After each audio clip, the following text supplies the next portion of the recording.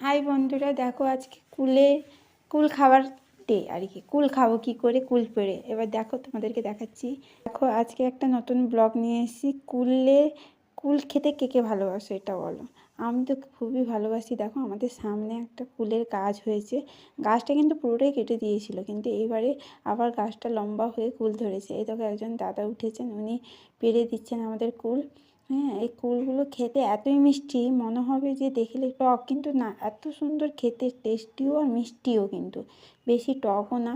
তাই কুল তো সবাই খেতে ভালোবাসে মিনিমাম। টক তো দেখলেই মানে জিভে জল চলে আসে। এবারে দেখো রোদের সময় একটু বসে টক খেতে তো খুবই ভালো লাগে, আর বিশেষ করে কুল। হ্যাঁ, এই কুলটা দেখো, বড় বড় কুল দেখে ওই দাদাটা বলছে পেড়ে দিচ্ছি। দিয়ে ওই দাদাটা উঠেছে, ওনাকে দেখতে পাবে না কেন, উনি সেই দিকে আছেন।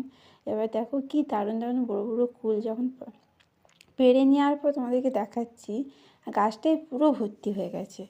হ্যাঁ, আর এত সুন্দর আরও বড় কুল হয়, এইগুলো আরও বড় হবে, কিন্তু আমাদের আর সময় টাইম নেই যে এতদিন রাখার জন্য। এই দেখো আমি পুরো কেটে মাখিয়ে ফেলেছি নুন আর লঙ্কা দিয়ে। এবারে বসে বসে রোদে খাবো। দুপুরবেলা এই চাটটা তো বেশ ভালো লাগে, তাই না?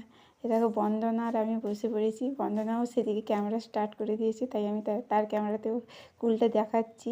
এবার আমিও নিজে খাচ্ছি, দেখো, আর আমিও ভিডিও করছি তোমাদেরকে শেয়ার করার জন্য। কুল আর এইরকম চাটনি হলে তো আরোই ভালো লাগে, খুব টেস্টি লাগছে আর খুব মজা লাগছে খেতে।